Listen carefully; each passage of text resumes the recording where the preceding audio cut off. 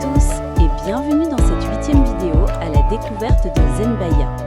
Dans cette vidéo, nous allons nous concentrer sur l'administration et la configuration du studio Zenbaya. Nous allons faire un tour de l'interface d'administration, de création et de configuration d'un agent. Nous voici sur l'interface utilisateur de Zenbaya. Pour accéder au studio, c'est très simple.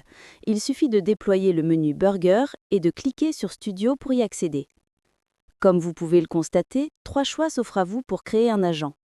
À partir d'un assistant vierge, vous partirez de 0.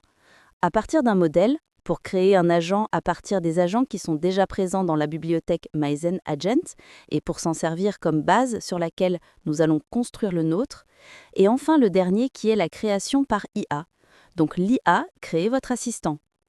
On exprime notre idée en indiquant à l'IA ce que l'on souhaite faire et elle va créer le modèle pour nous. Nous allons découvrir comment utiliser ces 3 façons de créer votre agent. Commençons par l'assistant vierge. Une fois avoir cliqué sur Assistant vierge, nous arrivons sur cette interface un Zen Templates. Comme vous le voyez, on a du coup les tabs, qui sont les boutons avec lesquels on va pouvoir créer des actions. Par défaut, vous avez le tab Bienvenue, le tab Exemple et le tab Chatbot. Cliquez sur Save pour ainsi avoir la main sur l'interface de création. Dès lors, le tab Nouveau apparaît. Celui-ci est prêt à être configuré. Nous reviendrons dans la prochaine vidéo sur les différents tabs. Tout se passe ici.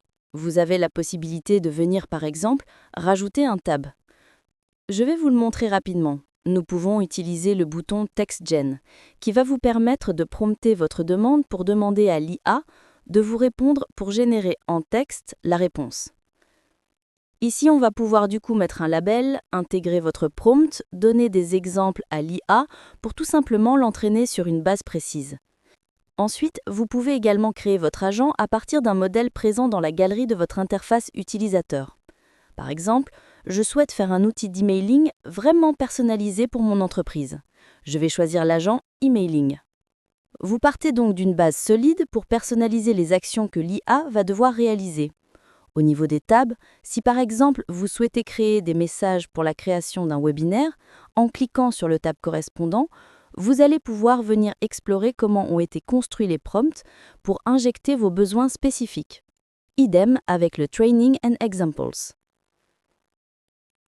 Voilà donc comment fonctionne notre interface de création d'agents. Vous l'aurez compris, cela ne nécessite pas de compétences techniques très poussées. Maintenant, nous allons aborder la 3e option, une assistance à la création d'agents grâce à l'IA. Après avoir cliqué sur la 3e option, vous arrivez sur cette page avec, comme vous le voyez, une zone de texte. Elle va vous servir à décrire avec précision ce que vous souhaitez faire à votre agent. C'est à cette étape-là où il va falloir prendre du temps, bien réfléchir à comment vous souhaitez configurer et personnaliser votre agent pour pouvoir, comme vous le voyez ici, donner un contexte général. Pour cet exemple, nous souhaitons créer un agent qui donne des informations sur une série télé. Cet agent, grâce à ce prompt, va permettre de chatter avec l'acteur principal de la série. En complément, nous intégrons les différentes sections, autrement dit les tabs souhaités. Connaître le synopsis, donner la mini-bio des principaux acteurs, savoir sur quelle chaîne télé et dans quel pays a été diffusé, les retours des critiques et du public. Et enfin, générer un quiz sur la série. Vous avez toujours l'option vocale pour briefer votre demande en mode speech to text. Pour terminer, vous n'avez plus qu'à cliquer sur le bouton « Générer un assistant » et voilà, nous avons notre première version d'agent qui est créée. Comme vous le voyez ici, il nous suffit de rentrer le nom de la série sur laquelle on veut des informations et ainsi nous avons les prompts qui sont déjà créés pour obtenir un synopsis, d'avoir la bio d'un acteur, les reviews, etc.